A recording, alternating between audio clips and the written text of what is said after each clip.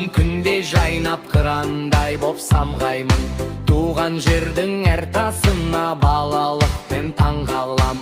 Анам, әкем, достарым, бір жүрекпен соғамыз. Тыныштық пен бірлікті әрқашан біз қорғаймыз. Қайырмыз елдің бұланымын,